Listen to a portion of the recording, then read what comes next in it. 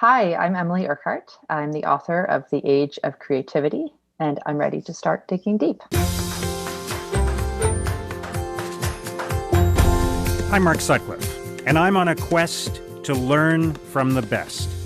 Welcome to Digging Deep, presented by Zen Books and Abacus Data. This is the latest in our series of one-on-one conversations with thoughtful, accomplished people in many different fields. Emily Urquhart did not have an ordinary childhood. She's the daughter of two award-winning creative geniuses. Her mother, Jane Urquhart, is the author of several books, including one that I really love called The Stone Carvers. Her father, Tony Urquhart, is regarded as one of Canada's finest and most innovative painters. So as a child, Emily traveled the world, visiting art galleries and soaking up culture, and spending a lot of time observing her father's work. As Tony Urquhart became older, and when evidence of memory loss began to appear, Emily started to wonder about the nature of creativity and the common perception that we lose creativity as we age. She set out to find out as much as she could. And the result is her latest book, The Age of Creativity, which is an exploration of this topic and also a memoir, a very compelling memoir of her relationship with her father. In our conversation today, Emily talks about how creativity isn't just sustainable, it can actually be an antidote to aging. We can actually become more fearlessly creative as we get older. She talks about how to have a creative purpose and how to actually sit down and get the creative work done, which is a big challenge for a lot of us. She talks about the concept of ikigai, which is a Japanese term for basically the sweet spot of how you should be spending your time. And she shares some really great stories about her family. I think you will really enjoy Emily's storytelling and her perspectives. Now, just before we get started, a reminder that if you like what you hear, please subscribe to this podcast, post a review on Apple Podcasts or wherever you listen, and also share it with your network. And if you're looking for more information on this episode, on the podcast in general, or on other topics like this, please go to my website, letsdigdeep.com. Letsdigdeep.com. Now, let's start digging deep with Emily Urquhart. Emily, it's a great pleasure to welcome you to the podcast. I've read your book and enjoyed it thoroughly, and I've admired your parents' work as well, and we are going to talk a lot about your dad, who's obviously a critical part of your story and of the book. So thank you so much for joining us. I'm really looking forward to this conversation. Well, me too. Thanks. I'm happy to be here. So let's start with some opening questions to get to know you a little bit. What is your fondest childhood memory? Which is an interesting question in the context of your book because it is partly a memoir. So what would you say is your fondest childhood memory? I think probably because I'm mostly thinking about this memoir and this book these days would be working in the studio alongside my dad. I had my own corner. So I had my own little part of the studio, and that was a very fond childhood memory for me. And you didn't end up being a visual artist, but you got to play in that space for a while, right? Yes. Yeah. I mean, I think at one point I thought I might be a visual artist or work in some way with visual art. But I still love doing art, actually. Who was your hero when you were 10 years old? Well, my heroes were all heroines, fictional heroines generally. But my very favorite heroine was Sarah Crewe, who is the protagonist of The Little Princess, which is by Frances Hodgson Burnett. Her other book, The Secret Garden, is the more famous book, but A Little Princess is just, I think it's the superior work, and Sarah also the superior heroine. Okay. What did you think you were going to be when you grew up? Well, I really like animals. So as a child, I thought I would become a veterinarian. But that wasn't where my strong suit lay in animal sciences. So that never ended up coming to fruition. Yeah. What is your life story in 6 words? Which I always think this is a challenging question to throw at an author because you're not used to working in such a small space. Yes, I might struggle with this one. It started with explore. There's art in there. It's not a sentence. Is that okay? Yeah, of course. Okay. Words, family. How many am I at here? Four. Four, I guess. Yeah. Um, and expanded horizons. Okay. I like that. What is a big mistake you've made somewhere along the way and that turned into a learning opportunity for you? What did you learn from it? Well, there's this mistake that I go back to that I made in childhood. I was about, how old was I? I guess about 13 years old. And I was at boarding school for a year while my mom was away. She didn't feel I could live with my dad because he might lose me or something. And anyhow, this is a big preamble, but the author Susan Swan was writing a book about boarding school. Um, and she had made an appointment with me to talk about it because she wanted to get some sort of insider info. And I just completely forgot. I was 13. I was out with my friends, and I got back to school, and she had been there and gone. She'd waited for me, and I never showed up. And she'd left me this beautiful package. She'd come with a care package and everything. And so that was horrifying. It was horrifying. And I felt so badly that I actually called her up, which is of course the right thing to do, but at 13 it was very scary. And she was so kind and just brushed it off, and I thought it was the worst thing I'd ever done. And anyhow, we did the interview over the telephone, and I'm still in contact with Susan today, and we actually did an event together just this past fall about my book, about the age of creativity, of which she's been a real champion. And I guess the learning lesson there is that you can really mess up and feel terrible about it, but if you own up to it, you can continue that relationship, and it'll be long, it'll last long. Yeah, well, that's a relief. Yeah. Yeah. And but it obviously made a big impression on you because you still remember it. I do. I just Yeah. felt so badly that I could forget something like that. As an adult now, I know, oh, yeah, that happens, right? But I think it was the first time I'd really let someone down in that way. For what do you feel most grateful? uh, in the context of today, I think I feel most grateful for my family's health, my family and their health. What has been the best year of your life so far, and why? Well, it wasn't an entire year. It was a summer. And it was the summer that I was pregnant with my first child, my daughter. And I was in the middle of my PhD. And I was interested in writing about newcomers arriving in Outport, Newfoundland. And so I moved to Outport, Newfoundland with my husband. And while we were there, it was so beautiful and the people were so welcoming. And it was such a great summer that we decided to get married there. So we eloped out on the rocky outcrop just that we could actually see from our rental house. And it was just it was a turning point for me in terms of what I was researching. It was so interesting. It would inform and affect the rest of my career. And then of course I was pregnant with our first child and we got married, and it was just a wonderful summer, and everything that followed kind of led back to that point in time. Yeah, sounds wonderful. What was the toughest year of your life so far, and why? The toughest year was when I was in my early 20s and I was at journalism school, and my older brother died of related to alcoholism, the cause. And it really flattened me and my family. And I really believed my life was also over. So that was definitely the toughest year. Yeah, which is part of the story in the age of creativity.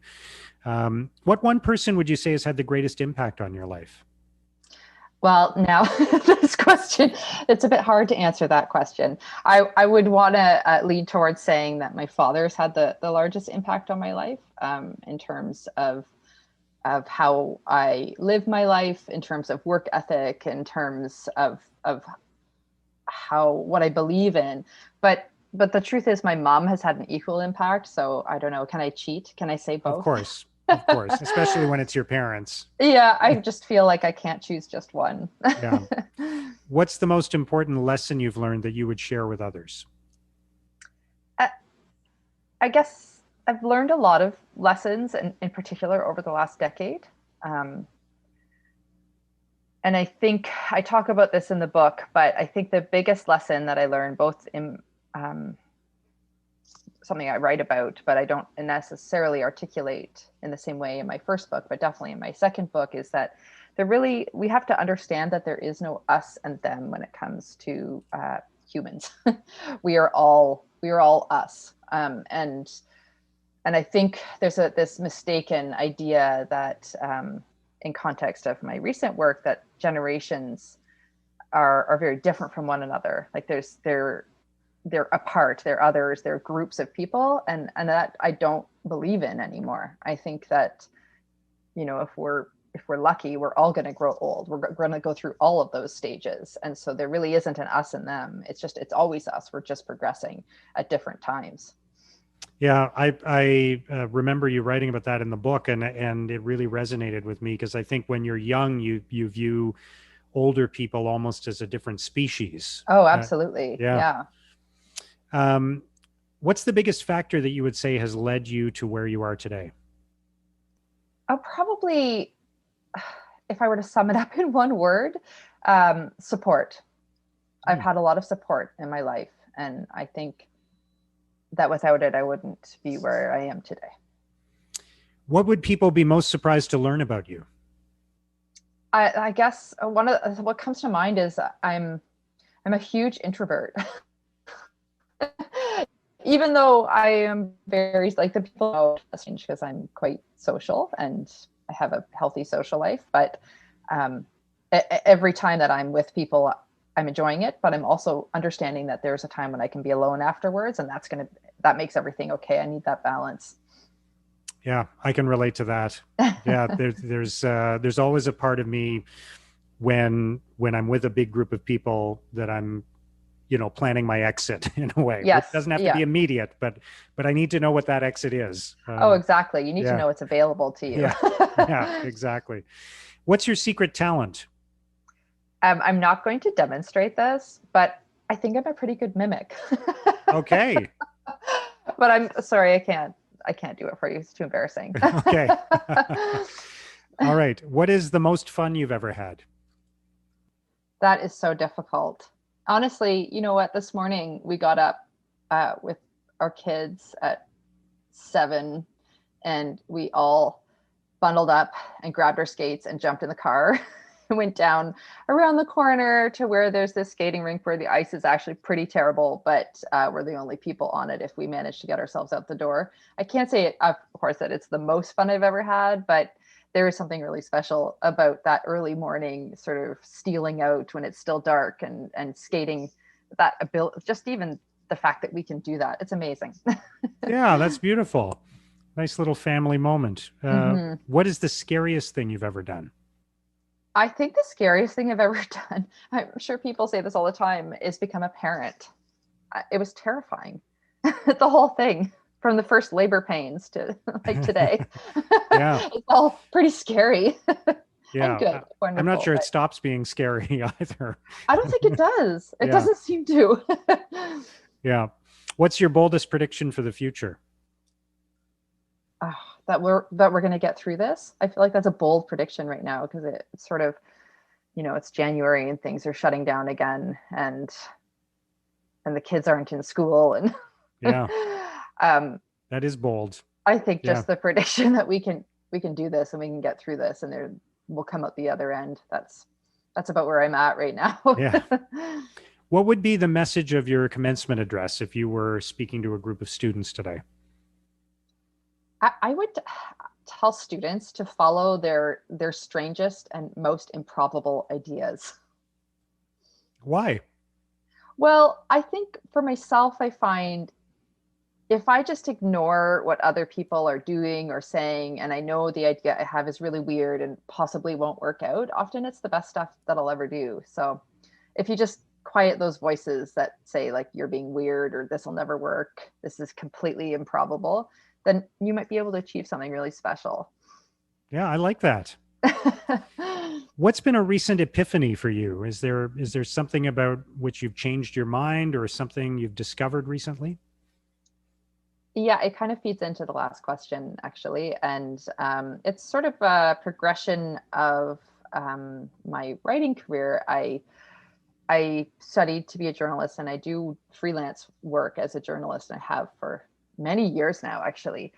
and so I was really tied to the idea of writing for a specific audience for whatever magazine or newspaper I was writing for. And I can still do that. That's a job that I think I can do pretty well. But at the same time, what brings me joy are the more strange and improbable ideas that I have. And I know that if I pitch it somewhere, they're going to say no because it seems outlandish and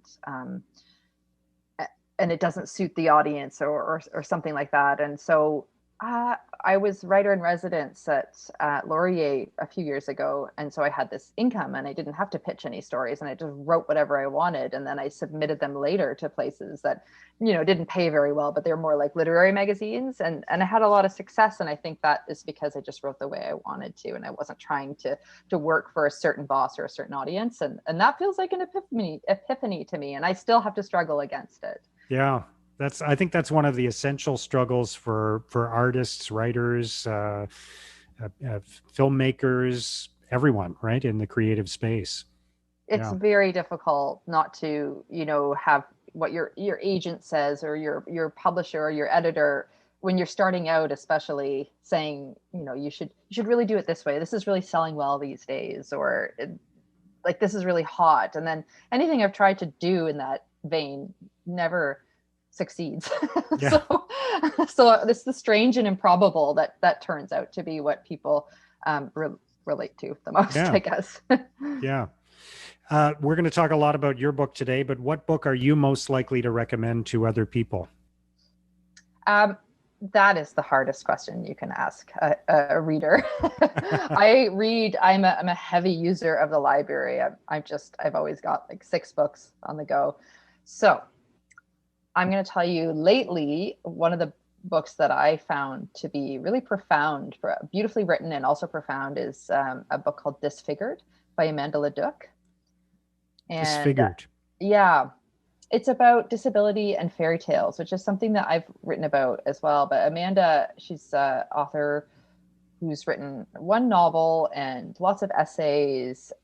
She's such a beautiful writer. She has cerebral palsy, and she writes about that in the context of fairy tales and how they shaped her understanding of who she was. And then also, as she began to look farther into fairy tales, how she was seeing disability either represented or misrepresented. It's so smart. And anyhow, it's a book that everyone should read. Okay. Wow. Sounds great. I will check that out for sure. All right, Emily, thank you so much for answering those questions. We're going to talk about so much more coming up. We are about to start digging deep with Emily Urquhart. We're just going to take a quick break so I can tell you a little bit more about the presenting sponsor of Digging Deep, ZenBooks. ZenBooks is Canada's go-to cloud accounting firm. They are not your typical accounting firm. I know the founders, Colin and Eric. I've worked with them for several years. And here's why I think you should consider working with them too. First of all, they bring a fresh, unique, modern approach to what is a very old-fashioned industry. These guys were working remotely and in the cloud long before it became cool. ZenBooks also uses technology to your advantage. I think this is really important. They give you the tools and analysis you need to monitor your business in real time. That's so valuable right now when everything changes so quickly. Yes, they're a virtual accounting firm, but that doesn't mean they're offshore, and it doesn't mean they're inattentive. ZenBooks combines the efficiency and effectiveness of a cloud accounting service with all the benefits that you'd want from a trusted advisor, high-level advice, and strategic support.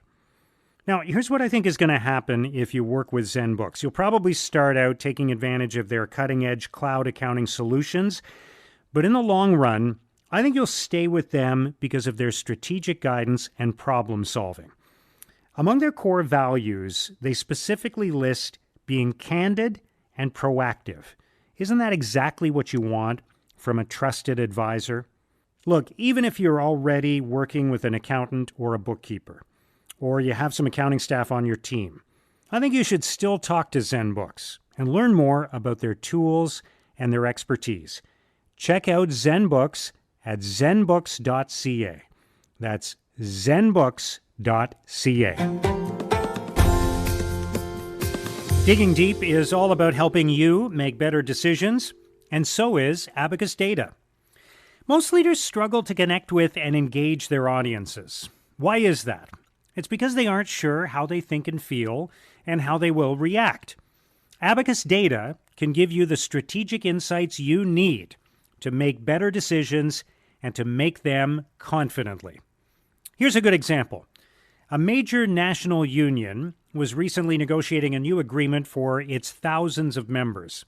This had the potential to be a very difficult process. There were many competing interests. So they brought in Abacus Data to conduct thorough and detailed research of their members to learn exactly where they stood, what they were thinking, what they wanted. And as a result, they were able to secure a strong new deal that was accepted overwhelmingly in a national vote. Abacus Data helps all of its clients understand what's really happening in the minds of their employees, clients, and stakeholders. They help them avoid costly blind spots. And they're really good at what they do. In fact, Abacus Data was one of the most accurate pollsters in the 2019 Canadian federal election. Make the one decision that will improve all of your other decisions. Let Abacus Data help you move forward with confidence and clarity. Go to abacusdata.ca. That's abacusdata.ca. Emily, once again, it's a real pleasure to be chatting with you today, and I'm really looking forward to talking about your book and about your life and your relationship with your dad, which is central to the story of the book. I wanted to start, by the way, by asking how your dad is doing, because part of the story of the book is that he starts to have some issues with his memory, and there's a diagnosis that follows. And I think the last sort of timestamp in the book is January 2020, which is pre-pandemic, and about a year ago as we are talking now. So how is he now? Well, first, I can't believe that I wrote that in January 2020. It seems like that was written 10 years ago or something, because so much has happened. The pandemic has not been kind to people, to the elderly, and in particular, the elderly who have a diagnosis of dementia, like my father. And so he's okay, but it hasn't been a great year.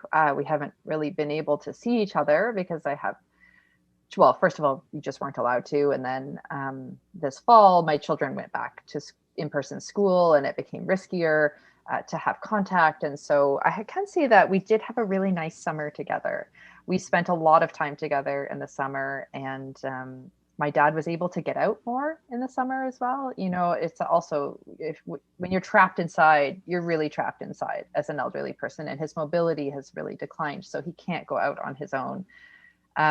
And so in summer, it was just a lot easier, and we spent time together, and he gave my children a really beautiful watercolor lesson. He just snapped right back into that teacher professor role. And my kids made a lot of art with my dad this summer, which was nice. So it's been going well. And but there's definitely been a decline, and I think that has to do with such little stimulation. At the same time, I have to say that he can't get out, but he has found things that inspire him within his domestic realm. One of which is just a footstool that you wouldn't maybe notice. This footstool is just a little black footstool that's got a kind of embroidered top on it, but he sure noticed it, and he created this series of drawings, and they're like weird little monsters. I don't know. That's what he saw on the footstool. So hey, wow. I guess it goes to show that, your creativity has no bounds, even when you are completely bound up in your house. Yeah. And we're going to come back to the story of your father and this topic you explore about creativity and aging and all of that. And but I wanted to kind of double click on something you raise in the book, which is this Japanese concept of, and I don't know if I'm pronouncing this right, but ikigai. Is that how you would pronounce it? I'm pretty sure that's how you pronounce it. Okay. I when I looked it up, it was ikigai, like as in like an right. It was the way to pronounce it. But then who knows? That's the internet. Okay. Yeah. So can you describe what that is? So that's sort of the confluence of of what you're good at, what you can do to support yourself, and what you can do to support your community. So it is basically, it's your purpose. It's having a purpose. Yeah, but it's what I liked about it was that it's sort of it- there's a tendency, I think, for us to view some of these things in binary terms, like you should pursue your passion, or you should just do what you're good at and everything else will take care of itself. But this is sort of it's a merger of several different things. It's kind of a Venn diagram of sorts, and finding that spot in the middle, right? Of what you love, what the world needs, what can support you financially, and what you're good at. So there's something really appealing about that to me. Yeah, I agree. And I think it's also very practical in some way. Yeah. Like I think, like what you just said, there's that idea of just follow your passion and it will all follow through in terms of how your life looks. But having that practical aspect is really important. You need to support yourself. And to support yourself, you need to find something that you like to do, because that's going to feed into how you feel about yourself. So, Yeah, those things matter for yeah, sure. absolutely. And so, how does that enter into, for you, the exploration that you embarked on about creativity and aging? Well, I felt like once I read about Ikigai and understood what it was, I thought that my father embodied it perfectly. Because what he did is he found something. I mean, it was really, I guess, a calling sounds a bit much, but art was his vocation. He knew from when he was a child that that's what he would do. He never considered doing anything other than being an artist. So he knew that he needed to support himself by being an artist. And to do that, he taught art at first at Western and the University of Waterloo.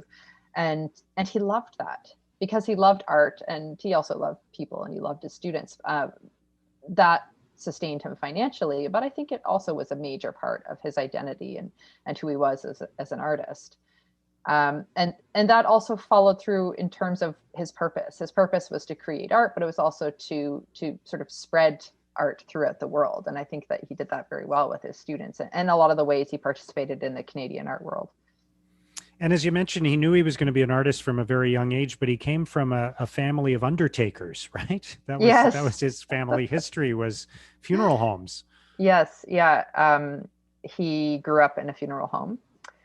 It's called Morse and Son. It's still there in Niagara Falls. It's not owned by our family anymore. My grandparents were the last of the line to own the funeral home, but it's, I believe, the oldest running funeral home in Canada. And he says that that did not influence why he often liked to draw open graves and draw in cemeteries and such, but none of us believe that. Of course, yeah. How could it not, right? Yeah, exactly. Yeah.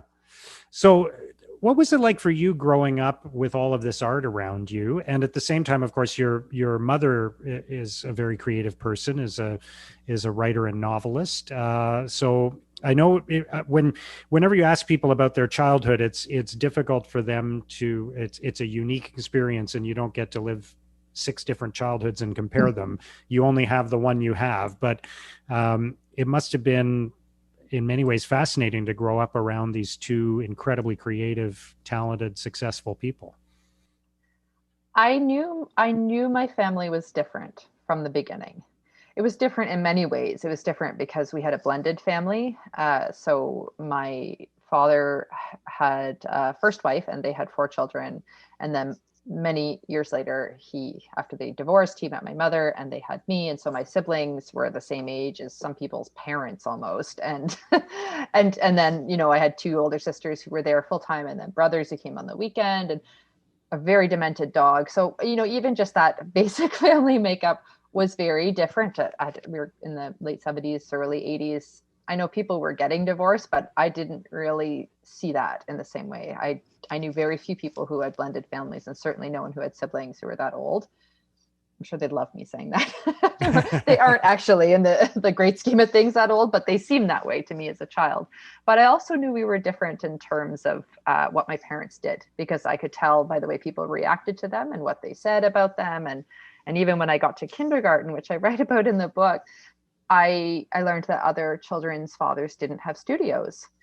And I didn't immediately think that made us weird. I immediately thought it made them really kind of strange and sad. It was sad for those other fathers who didn't have studios. And um, yeah, from a young age, I would know we were different. And then by the time I was 7, we'd moved to a small, predominantly Mennonite, many old order Mennonite town. And so um, my parents were particularly weird there. You know, we didn't have a religion. We didn't have, that was probably the worst offense. But no one else in that town would have had that makeup of the artist and the writer. And and then as I grew older, I would understand that actually that was kind of unusual for anywhere, not just our small Mennonite town. Yeah.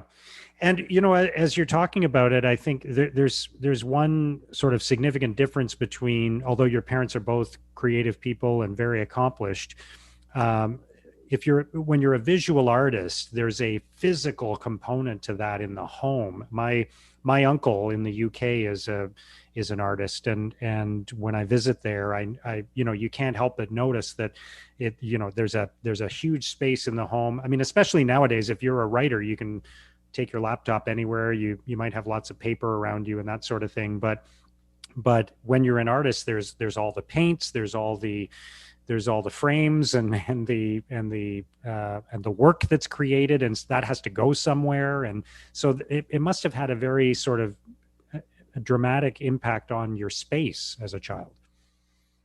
Absolutely. Yeah, my dad took up so much space. His sculptures, they were all over the house. His paintings were all over the house. But then in terms of space, in our first house, he had the basement as his studio. But in our second house that we moved to in the country, there was an above ground pool, which was immediately ripped down. And in its place was my dad built a studio. Well, he didn't build it personally, but it looked kind of like a barn. It was huge. So a lot of our backyard was also taken up. So our interior space and our exterior space were really dictated by his art, and even our movements in terms of where we lived and how we lived. And, for his sabbaticals, he always went to Europe every year, but for his sabbaticals, he would move there. And so his family would move with him. This happened with his first family, and it happened with his second, with me and my mom. So art was all around, but one of the ways that it was really a part of our life was at the kitchen table. So my dad strung up a huge corkboard where he nailed it to the wall, which was about 5 feet across and 4 feet up. And the little round table that we sat at to eat all our meals, I faced my mom, but my dad faced the corkboard, and he was facing his drawings in progress pinned there. And that was it was part of his process of how the drawings would progress, either into finished drawings themselves or other works of art, paintings or sculptures. And that is a component of how he lives. And that's how he lives wherever he is, even if he is in a temporary spot or, moving to a new home. There is always a corkboard. And if, I don't know, if my mom wanted to redecorate, well, that's too bad. The corkboard's always going to be there. Yeah. So he would have this corkboard in the kitchen and then pin up works in progress, basically, and be looking at them to kind of figure out where he was going to go next, and to have them sort of present in his mind, right?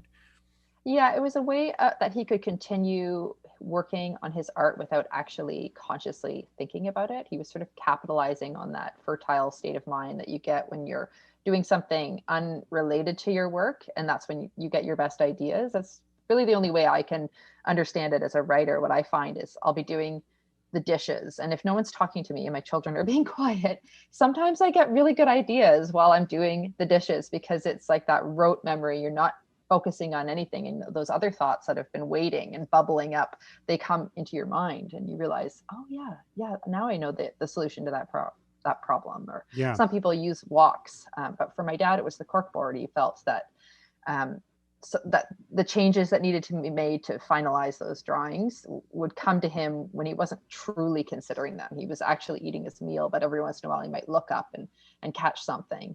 And sometimes another aspect of this was that pin them on the board, and then he would leave them. He would leave them for the night, and during the night he would say, this is what he told me as a child, is that the good fairy came, and she would come and she would make those changes for him and give the indication of what needed to be done to those drawings. And of course, I imagined a real fairy, little satchel, and pens and paintbrushes flitting around the board at night. But really, it's just my father's imagination. Yeah. But that's such a good That. analogy for it, because I think to anybody who creates anything, there is this component where it feels like something is sort of visiting you, and something external. I mean, it all obviously on some neurological sense comes from within, but there is this feeling sometimes that a piece of dialogue or a vision for something physical, if you're a visual artist, it will just appear to you, right? It will come in from the Yeah. outside. Yeah. Yeah, it definitely feels that way. And he did that with his students too. We'd have them turn their paintings to the wall and walk away from them and come back the next day and then reconsider them. And always they found something had changed for them. It's sort of it's the ability to walk away as an artist when you're working on a project. And it's a hard thing to do. And it's a hard thing um, to understand that you need to do as well. Yeah. And I think that could apply to any sort of problem solving, right? That I like that analogy of no matter what you're grappling with, turn it around and make it face the wall and walk away from it, right? Yeah. And then come back to it later, Yeah, it's very true, that idea of problem solving, or even, when you've got some issue or some problem that you want solved. And I often do this by walking. Yeah. I've walked my dog Owen through, I don't know, 2.5 books now.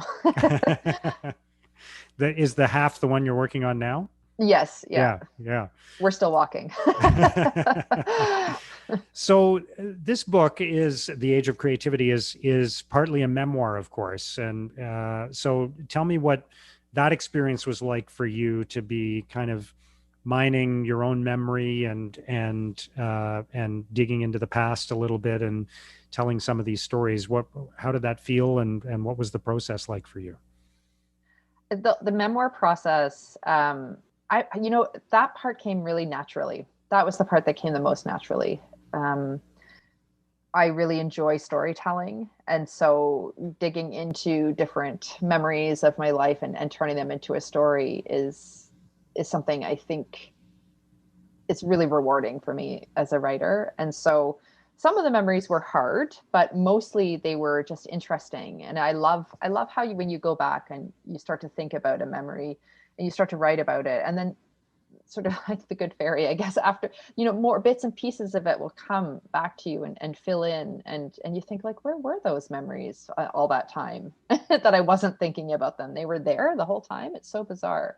But to be honest, when I first started thinking about this book and even the sort of idea that I pitched to my publisher, was that it would be more of a big idea book, more about creativity and aging, and then the story of my dad would be sort of the backdrop. There's just like a little thread woven in to tie together the larger themes and concepts. And of course, that entirely flipped when I wrote it. Right.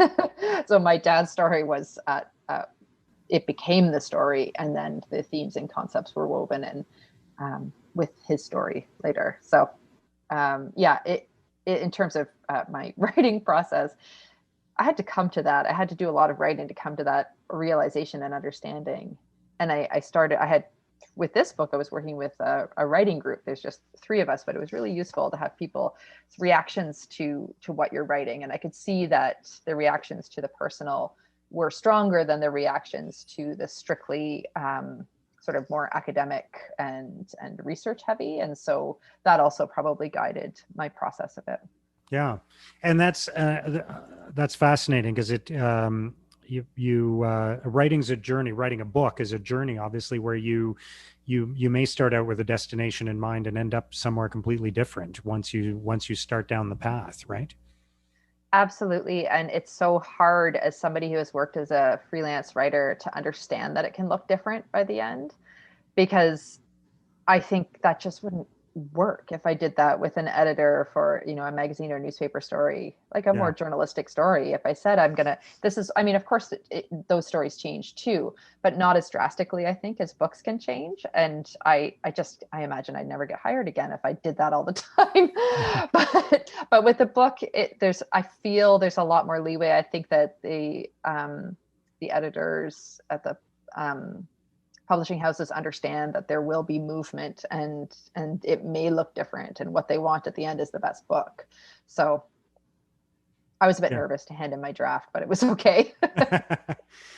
So, what did you learn about creativity? We'll talk a bit about in a minute about this central question of whether it declines in age, but generally speaking, you of course have studied art history, and you've spent a lot of time in galleries and other inspiring places with your father.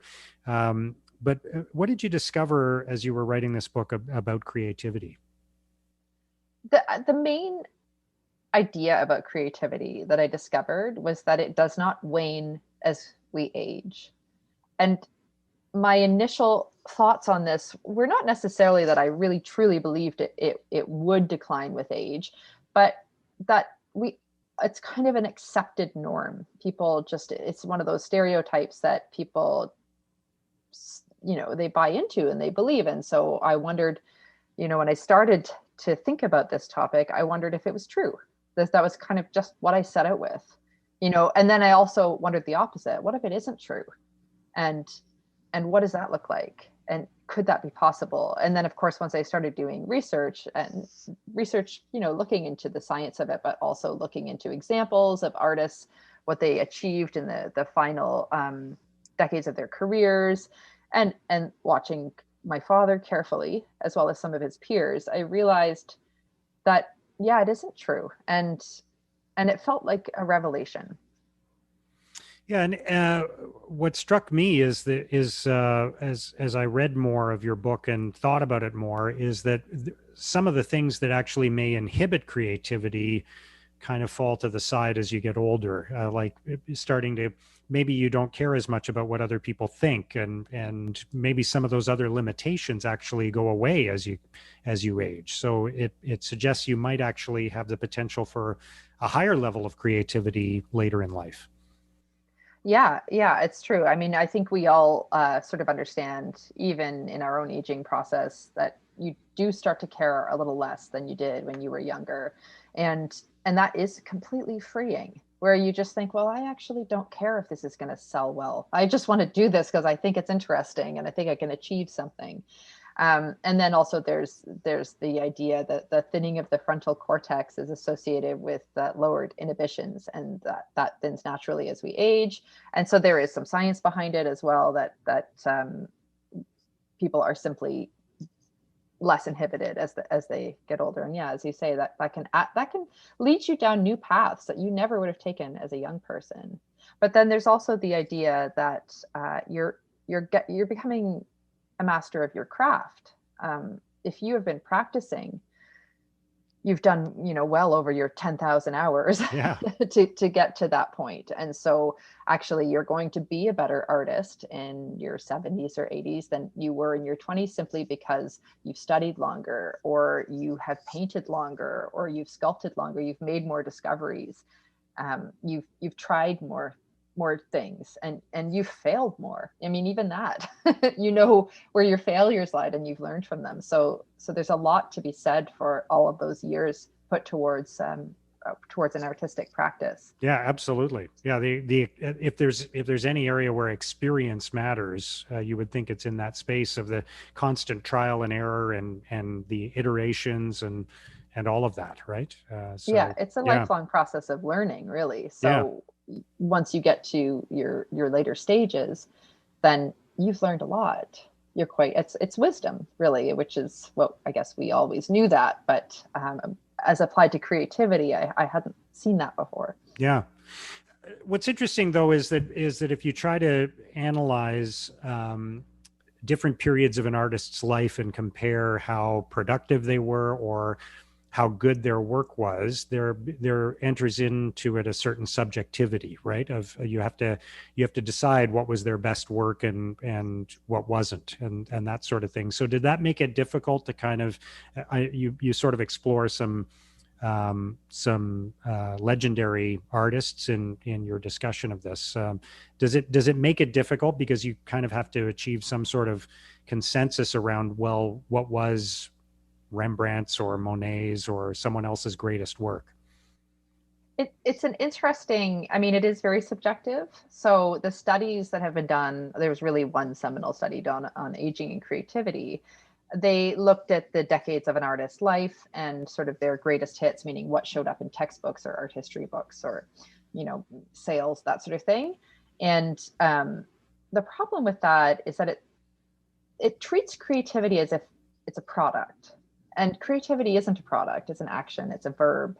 It's something you do. So whether or not you create your best work in your 30s or your 80s in some ways is kind of irrelevant. You can remain creative for your whole life.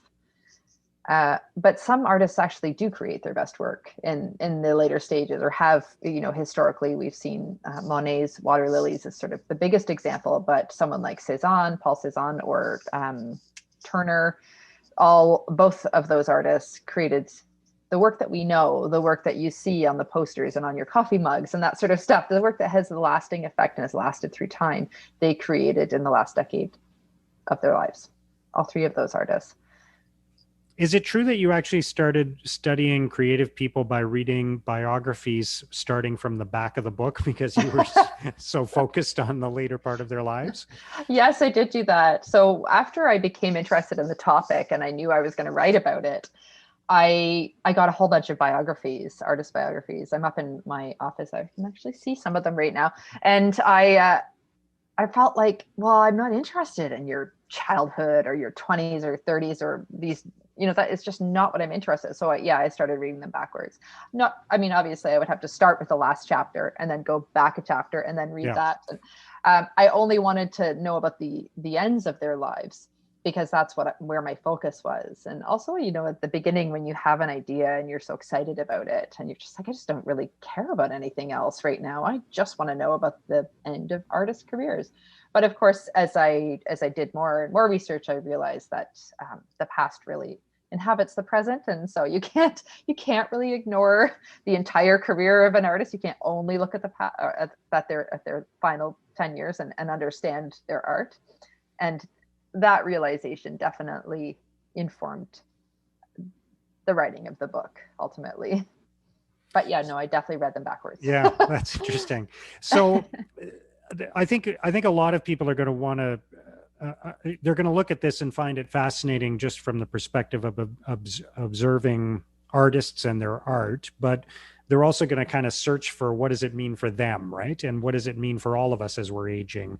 And I wonder, there are a couple of elements. The fact that you're exploring artists in this context and answering the question for them, how different is that from other activities, other endeavors? Because art is more of a vocation than a career in a lot of ways, and it is different from the ways that other people spend their lives and spend their time. So is it in a category of its own, or do you think that some of this applies universally?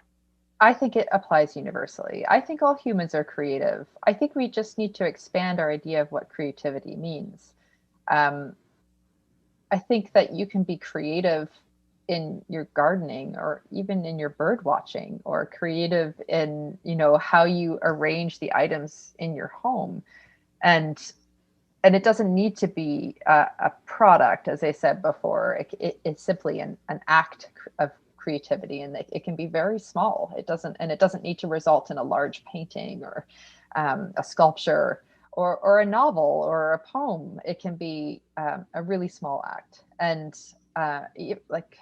even like you think about everyone in the pandemic who started trying their hands at cooking, or just cooking is really creative. There's sourdough bread. Right, exactly. Right. And it's a craft, that sourdough bread.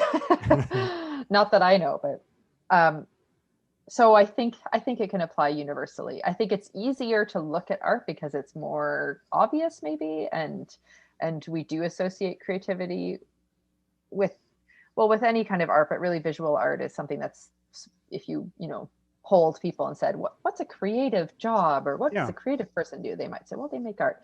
But in general, I think creativity can be any manner of acts, however small.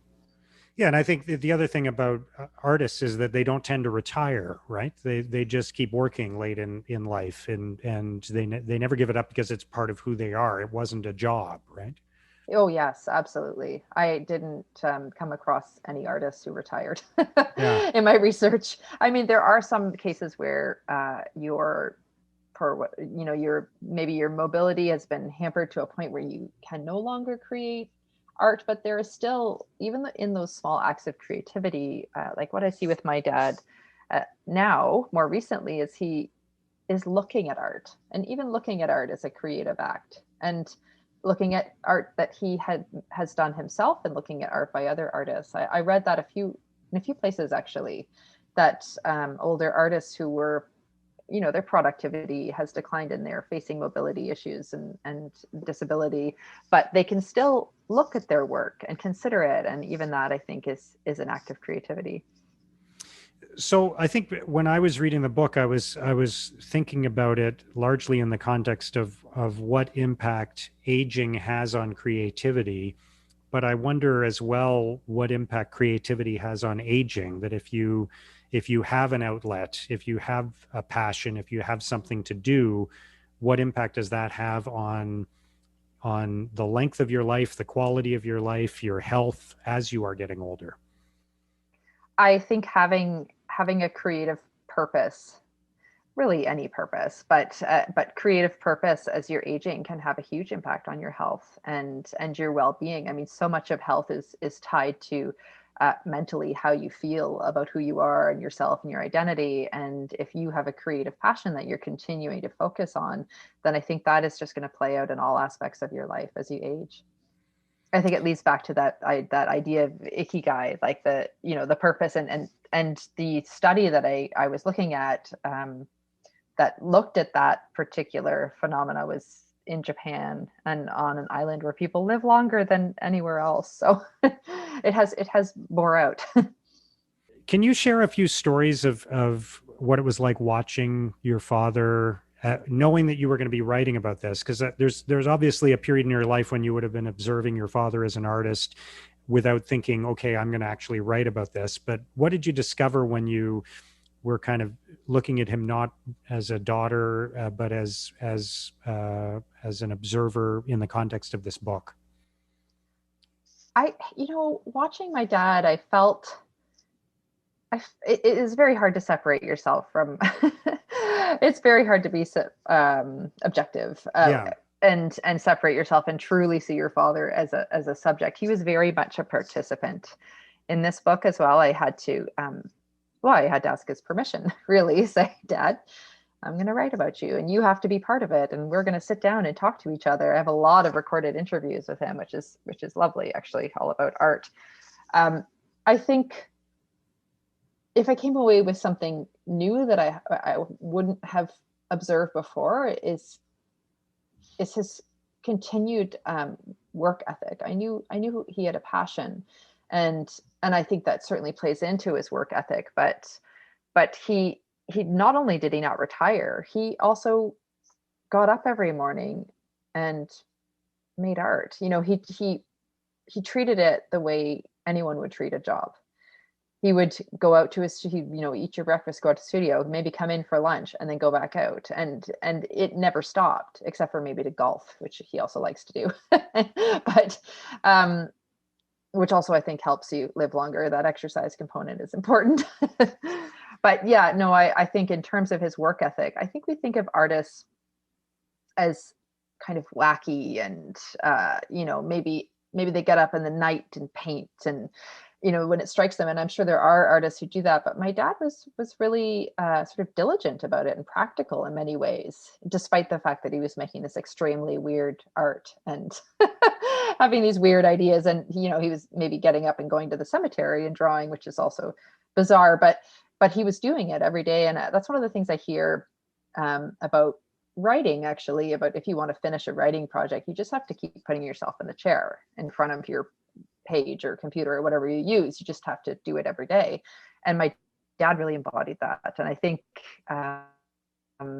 I've always known that, but as I was writing this book, I was actually really quite moved by it, and also I think I hope to follow his lead in that way. Can you describe the story of your father coming to visit you in Victoria, and then there was a trunk, I guess, that you had, and the painting that emerged from that? I thought Yes, that was a really good story. Uncle Milton's war chest. Yes. So we lived in Victoria for about 3.5 years. My husband had a job there, and my dad came out to visit us. And I guess this would have been, I'm not sure. My dad was in his late 70s in any case. And he usually goes out to kind of ramble and draw when he visits me anywhere. I lived in St. John's before that. And when he visited me there, he was gone the whole day, just out drawing stuff. And so when he came to Victoria, and it's not that the weather is great on Vancouver Island, but it's pretty temperate. It's not, it shouldn't keep anyone inside, certainly not him. He drew on a rainstorm. He drew while we were waiting for me to get married. Like he draws everywhere all the time. So he seemed resistant to go out, and I found that worrisome. I thought, oh God, is he getting kind of old and he doesn't want to go out and draw? So anyhow, he had taken an interest in a trunk in our living room, and it's a war chest from my husband's family, Uncle Milton's war chest, and it is kind of beat up and it's a bit weird, and it has wood on it, but it's also got sort of canvas that's really peeling away, and um, we use it as a coffee table. And my dad sat on the couch and he started to draw the war chest. And I thought, okay, well, that's fine. He's found something that interests him, but he's still not going outside, and I'm worried. And he drew the war chest the whole time that he visited us, which again was fine. My dad was drawing at least. But when I came home like 5 months later, I walked into my parents' house, and above the fireplace was this enormous painting, like huge, like 3.5 by 4 feet. And it was barely recognizable, but it was Uncle Milton's war chest. Like so his inspiration had really been sparked. And maybe it was a little bit bound by not wanting to go out and ramble, or maybe he saw that war chest and knew something about it was very appealing to him. But it started a whole series. So that painting is with this hot pink color that I'd never seen before, and strange dimensions, and it's a really beautiful painting, and it sparked a whole series of trunk paintings. And then even last January, a year ago, when he came to visit here, all sorts of stuff was happening in our house. People were visiting, the kids were being noisy, but he asked for a piece of paper because he was sitting near that trunk and he wanted to draw it again. So there's something about it. I don't know what it is, but it inspired him.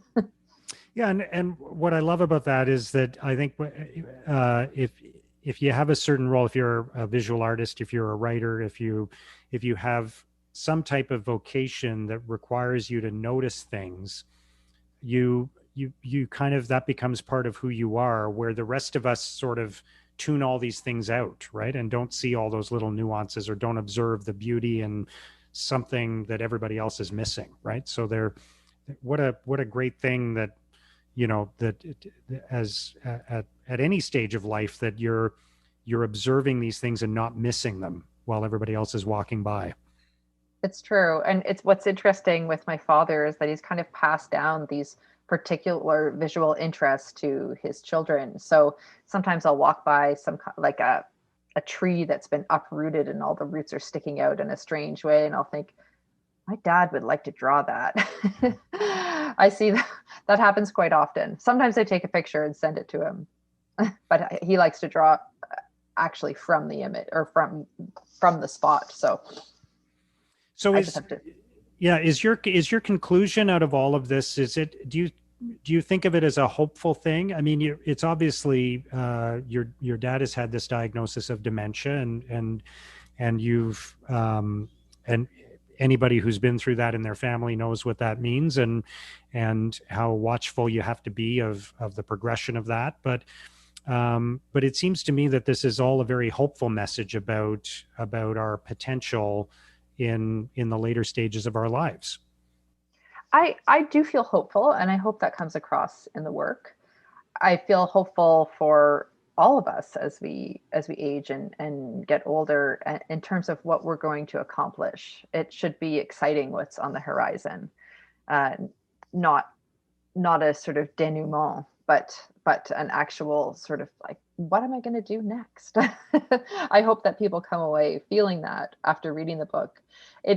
But I also was very clear from the beginning that I didn't want this to be unrealistic. I understand that aging, particularly dementia, comes with such huge, sometimes insurmountable problems that people face and challenges, and that's also a part of it. And I think that needs to be acknowledged. So definitely, I hope that this work is optimistic, but I also hope it's realistic.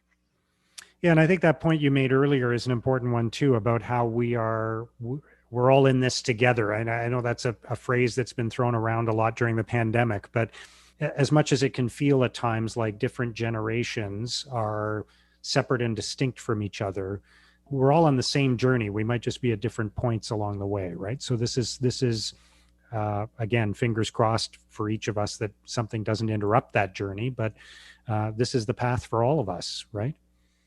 Yes, it is the path for all of us. And I do think that in North America in particular, we've kind of gone astray in terms of how we have intergenerational interaction. I feel like we very much stick to our peer groups, our age peer groups, and I think that has created this idea of us and them, or at least sort of cemented it. I Thinking in particular, I've spent time in Ireland, and I found it to be very different in terms of how people were living. This was in rural Ireland, so maybe in Dublin it's exactly the same. I don't know, but um, there didn't seem to be as much of a distinction between the generations. When you went to the pub on Sunday afternoon or Sunday night, everyone was there.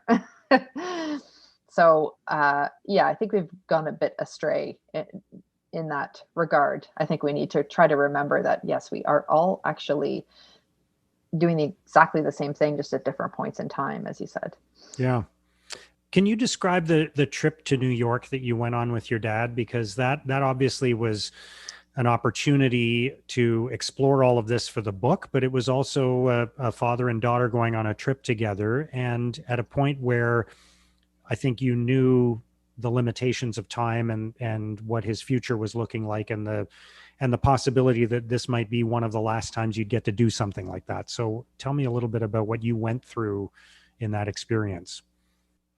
I was going to New York to do some research for this book initially. There was a show on at MoMA that was considering sort of the arc and the final stages of artists' careers. There were people I wanted to interview. And in the summer leading up to that trip, I was spending a lot of time with my father and talking about it with him, because he was a good sounding board for this project. Obviously, he was also very much involved. And he went and he got his Museum of Modern Art card for me one day. He has a lifetime membership, and he likes a deal. He's very keen on a deal. So he said, "Why don't you take this with you, and then you can get in free. You won't have to pay the entry." And I said, "Okay, sure, thanks, Dad. That's great." And then he was really adamant afterwards, though, that I not lose it. Don't lose this. I need this. And I thought, oh, he thinks he's going back to New York sometime. And at this point, and he was still doing pretty well in terms of his diagnosis, but he wasn't definitely traveling on his own by any means. And I thought at first, well, that's a little sad and maybe outrageous that he thinks he's going back to New York on his own sometime. And then I thought, well, I guess I'll have to bring him with me. So I asked if he would come with me to New York, and he agreed immediately. We have been traveling all of my life together from when I was a baby, really, and into my early 20s. I have a lot of stamina for the amount of time my dad is able to look at art in art galleries, more so than probably anyone else in his life. And because I also studied art history, so I'm interested. and also like eating, and so does he. And so that's what we do when we travel. We eat a lot and we look at a lot of art and take a lot of time in the art galleries. I didn't we would necessarily be doing that again in our lives. I have small children. Well, they're getting bigger now, but it just interrupted that. As a young woman, I could do, whatever I wanted to go with them. So going back to New York with him was really something special. And I kind of knew going into that trip that it probably wouldn't look exactly the same as our other trips had, but it would look a lot like it. But also that it was going to most likely mark the last time that we were able to travel together like that. And it was wonderful. It was like magic. We did all the things that we wanted to do. And I can't remember at this point. I think he was 84 by then.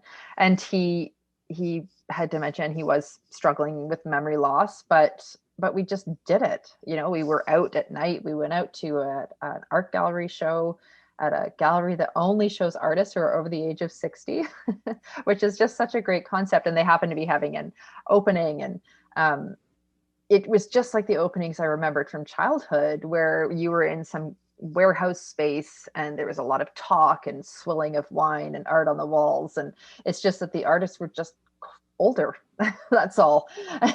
But just as vibrant, and the art was just as vibrant. And and then we went out for dinner afterwards, and that just seemed also outrageous with this guy who's 84. We went to see a Broadway show. I didn't write about that in the book, but even that, we took the taxi down to Broadway and went out to the show, and he was getting really tired, and I knew it, but he was still, he was such a trooper. He went through all of it. And then every day we spent endless hours in art galleries and at the Met. We went out for dinner all the time. He struggled through the menus because he couldn't figure them out. He couldn't really use a menu anymore at that point. It was just too overwhelming, but he sure liked what he ate. That's what I ordered for him. So it was like, it, in some ways it's sort of sad because it is a marking of time passing, but it was also like a celebration. And at many points during that trip, we totally ignored the fact that he was getting so old. It could have been any point in time. Oh, that's beautiful. And something that you wrote or alluded to in the book that really resonated with me is how we are very conscious of the first time all these different things happen, but we're rarely aware of when it's the last time something is happening. And I hope that's not the last time you get to have those kinds of experiences with your dad, but it's probably the last sort of trip of that magnitude that you're going to have. And you were able to know that, which there's something really fortunate about that, I think, and poignant about it. So I'm glad you were able to have that experience. Yeah, me too. It was really magical. And yeah, it's true. We don't know the last time we do things. Most of the time, we don't have that privilege of knowing. Yeah. And so there is something in that just added to the magic of that trip. Last question for you. You said something in an interview one time about how when you write, you have to pretend that no one is going to read the first draft. And that really resonated with me because I think it's kind of like the expression dance like nobody's watching, right? That there's something I think sort of universally applicable about that we tend to impose restrictions on ourselves in all kinds of things, whether it's writing, dancing, or anything else, and you sort of have to let go of that if you're really going to flourish and if you're really going to be creative or have impact, right? Yes, that is. It particularly when you're writing nonfiction, I find. I mean, maybe when you're writing fiction as well, but if you're writing about your life, it's inevitably going to include other people, and you can't think about those people and how they're going to react to what you're writing in your first draft. You just have to write it. I am definitely a proponent of doing no harm if possible. So you can always edit out aspects that you look at later and think, I think this would hurt someone, so I'm going to leave it out. But within the first draft, I think you just have to allow yourself the space and the freedom to write whatever you want. Yeah. And I think that's a powerful lesson for anything, is let go, and then you can always rein it back in later, right? Yes. Yeah. Yeah. All right. Well, Emily, this has been fascinating and a real delight. And I just thoroughly enjoyed learning about your history and about your dad's story and seeing some of the art through his eyes and your eyes and the exploration of this topic about aging and creativity. Thank you so much for your time today and congratulations on the book. Thanks so much, Mark. This was such a lovely conversation. I really enjoyed it. I really loved hearing Emily talk about her father and all the time that they've spent together. It's really heartwarming. It's such an interesting journey. And I have to admit, I take great comfort in the idea that we can actually get more creative and become more fearless about our creativity as we get older, and that it can even help us stay young. So once again, thank you, a big thank you to Emily Urquhart for joining us on Digging Deep. And if you enjoyed this episode, please review it. Please share it with others. That will help us produce more great episodes. If you want to keep digging deep into topics and lessons like this, or see the show notes, or if you want to subscribe to our weekly newsletter or read my daily blog, you can do all of that at letsdigdeep.com. That is letsdigdeep.com. Thank you for listening.